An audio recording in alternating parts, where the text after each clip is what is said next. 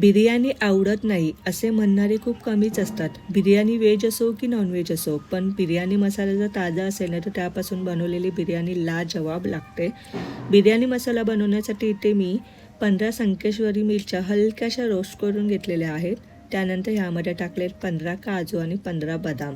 हे सर्व करत असताना मी गॅसची फ्लेम स्लो ठेवली आहे आणि कुठेही तेलाचा वापर केला नाही. हे मसाले सुकेच भाजायचे आहेत.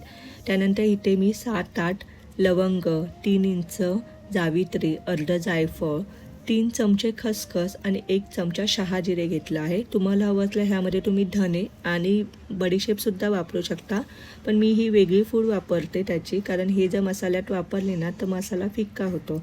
आता हे आपल्याला छान भाजून घ्यायचं आहे. गॅस बंद करून थंड झाल्यावरती मिक्सरवरती बारीक दळून घ्यायचं आहे. आणि बघा आपला बिर्याणी मसाला रेडी आहे.